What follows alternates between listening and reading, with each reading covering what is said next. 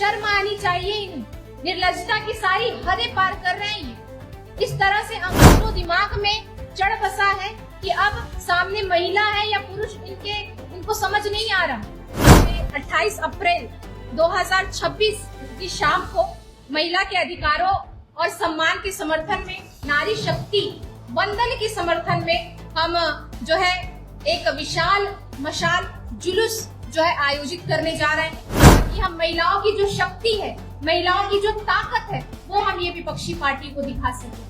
और तभी इन विपक्षी पार्टियों ने उस समय स्वीकृति भर ली कि हाँ ठीक है, पास किया जाए। जब तक कि किसी प्रकार से गलत किया गया, बस इनकी मंशा नहीं है कि महिलाओं को हम जो है प्रतिनिधित्व करने का मौका दे, एक अवसर प्रदान।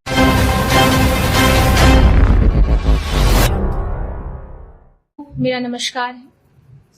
आज इस प्रेस वार्ता में हमारे बीच यहाँ पे उपस्थित हमारी आरती कुजूर जी, राफिया नाज जी, डॉक्टर सीमा सिंह जी, बबीता जी एवं यहाँ पे उपस्थित हमारे तमाम मीडिया साथियों को मैं इस प्रेस वार्ता में हार्दिक स्वागत करती हूँ और अभिनंदन करती हूँ। आज हम यहाँ एक बहुत ही महत्वपूर्ण विषय पर संवाद करने के लिए आपके समक्ष आए हैं। जैसा कि आप सभी जानते हैं कि 16 और 17 अप्रैल को संसद में एक ऐतिहासिक अवसर आया था।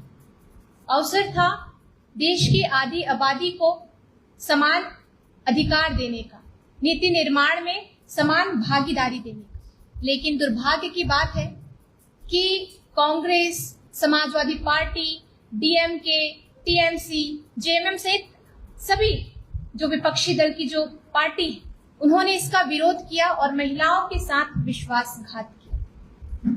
हमारे देश के यशस्वी प्रधानमंत्री आदरणीय श्री नरेंद्र मोदी जी ने स्पष्ट रूप से सदन में कहा कि देश की आधी आबादी को उनका सम्मान देना, अधिकार देना, नीति निर्माण में समान भागीदारी देना उपकार नहीं बल्कि स्वाभाविक अधिकार है उनका। लेकिन इन विपक्षी दलों ने वर्षों से महिलाओं को ना सदन में ना ही विधान सभाओं में मौका दिया, बल्कि जब समय आया इन्हें मौका देने का, तब इनका जो महिला विरोधी चरित्र है वो सामने आ गया। माननीय गृह मंत्री जी ने भी स्पष्ट रूप से सदन में कहा, जिस तरह से ये बातें उठा रहे हैं मीडिया में आकर, इनके प्रवक्ता बोलते हैं, इनके तमाम नेता बोलते हैं कि परिसीमन आने से राज्य की जो है बहुत से राज्यों को नुकसान होगा। बल्कि हमारे गृह मंत्री जी ने स्पष्ट रूप से ये कहा, सदन में कहा, उनके बीच कहा कि परिसीमन से किसी भी राज्य को कोई नुकसान नहीं हो, बल्कि इसका उद्देश्य सभी को जो है समान रूप से, संतुलित रूप से, जनसंख्या के अनुसार संतुलित और न्याय संगत जो है आपको प्रतिनिधित्व सुनिश्चित करना है। लेकिन कुछ दल जो है विपक्षी party, Congress, JMM, Samajwadi party, इन सभी का ये कहना, ये लोग यही भ्रम फैला रहे हैं सभी के बीच और हमारे देश के आधी आबादी के सहित सभी लोगों को जो है भटकाने का प्रयास कर रहे हैं। उत्तर दक्षिण के रूप में ये भ्रम फैलाने का प्रयास कर रहे हैं, जबकि सच्चाई ये है कि नारी शक्ति वंदन अधिनियम का क्रियान्वयन परिसीमन से ही जुड़ा हुआ। ये अभी की बात नहीं, जब 2023 में जब इसे लाया गया था, तब से ही जनगणना और परिसीमन की बात उसमें लिखी गई कि ये शर्त रखी गई कि जनगणना और परिसीमन होने के बाद ही महिला आरक्षण लागू हो सकेगा। सभी विपक्षी दल जानते थे, तभी इन्होंने उस समय तो आनंद फानन में हामी भर दी कि हाँ चलिए पास करिए। क्यों? क्योंकि 6 महीने बाद लोकसभा का चुनाव था, इन्हें डर था महिलाएं अपना आक्रोश दिखाएंगी, इसलिए उस समय इन्होंने पास करवा दिया। अब जब लागू करवाने का समय आया, तब ये विभिन्न तरह के अटकलें लगा रहे हैं, लोगों को भ्रामिक जो है संदेश दे रहे हैं, भ्रम में डाल रहे हैं, उत्तर दक्षिण के भ्रम में डाल रहे हैं। तो ये इनका चरित्र है कि ये कभी महिलाओं को सम्मान देना तो जाने नहीं। आप सभी देख रहे हैं किस प्रकार कांग्रेस पार्टी और अन्य विपक्षी दलों के जो बयान आ रहे हैं, ये उनकी मानसिकता, उनके चरित्र खुली तरह से समाज के बीच आ रही है। हम देखे माननीय इरफान अंसारी जी जो स्वास्थ्य मंत्री इतने ऊंचे और अच्छे पद पर हैं, उन्हें अपना पद संभालना चाहिए। मैं तो कह रही हूँ कि झारखंड पूरा उन्हीं पर अभी टिका हुआ है, कोई है नहीं झारखंड में अभी। और इस तरह से उनका बयान देना, जो आक्रोश रैली निकाली गई, महिलाओं ने अपना आक्रोश जो दर्ज किया, आक्रोश दिखाया विपक्षी पार्टियों के लिए, उनको ये कहते हैं कि क्रियाक्रम करवाएंगे। शर्म आनी चाहिए इन्हें, निर्लज्जता की सारी हदें पार कर रहे हैं ये। इस तरह से अहंकार इनके दिलो दिमाग में चढ़ बसा है कि अब सामने महिला है या पुरुष इनको समझ नहीं आ रहा। तो ये इनका चरित्र है जो उजागर हो रहा है धीरे धीरे।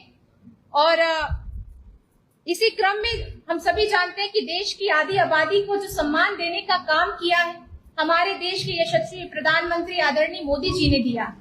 पंचायत स्तर से जो है महिलाओं को प्रतिनिधित्व करके जो महिलाएं सफल नेतृत्व कर रही हैं, अब वो महिलाएं को मौका मिलना चाहिए कि वो सदन में आए, विधानसभाओं में आए और अपना नेतृत्व करें, अपने क्षेत्र का नेतृत्व करें। क्योंकि हम सभी जानते हैं जब महिलाओं को मौका मिलता है, ये मेरा पर्सनल अनुभव भी है, व्यक्तिगत अनुभव भी है, जब महिलाओं को मौका मिलता है तो वो संवेदनशीलता के साथ हर एक मुद्दों पर विचार करती है, चर्चा करती है और समाधान निकालने का प्रयत्न करती है।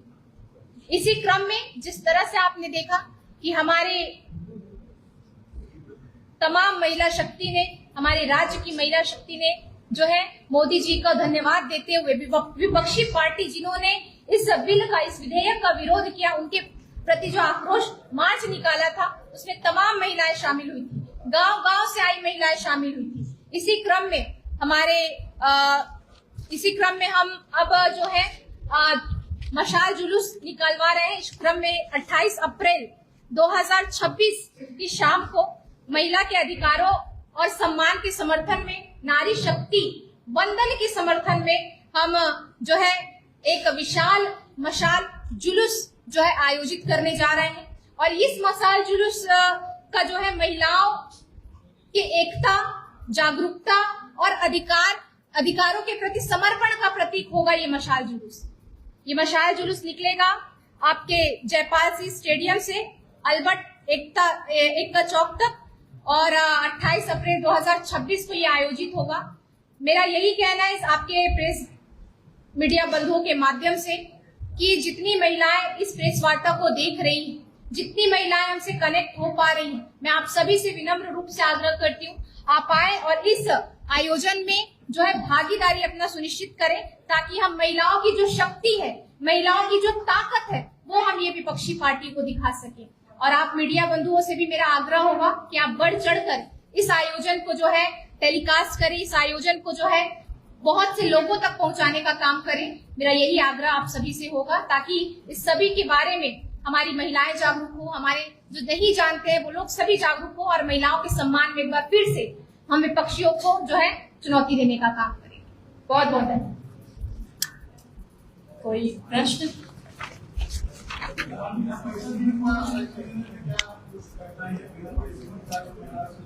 जी जी, क्या बोल रहे हैं? हाँ, देखिए, बिना परिसीमन, सबसे पहले मैं आप सभी को बता दूं कि 2023 में जो बिल लाया गया उसमें साफ तरीके से लिखा हुआ था कि जनगणना और परिसीमन होना ही होना है। तभी इन विपक्षी पार्टियों ने उस समय स्वीकृति भर ली कि हाँ ठीक है, पास किया जाए। किया था कि नहीं किया था? आज ये प्रेस वार्ता करके ये सब बोल रहे हैं ना कि हमने तो उस समय पास करवा दिया था।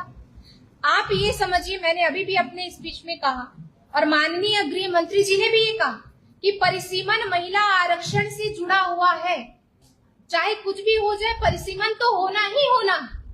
जिस तरह से ये भ्रम फैला रहे हैं कि कुछ राज्यों का प्रतिनिधित्व कम हो जाएगा, ये भ्रम भी जो है इसको पूरी तरह से गलत साबित किया था हमारे गृह मंत्री जी ने भरी सदन में। तब इन्होंने एक शब्द नहीं उठाया। 50% की वृद्धि की गई थी हर एक राज्य की सीटों पर। तो मुझे नहीं लगता कि किसी प्रकार से गलत किया गया। बस इनकी मंशा नहीं है कि महिलाओं को हम जो है प्रतिनिधित्व करने का मौका दें, एक अवसर प्रदान करें, क्योंकि इन्होंने तो कुछ किया नहीं है, सिर्फ जातिवाद और जो है आप तुष्टीकरण की राजनीति की है।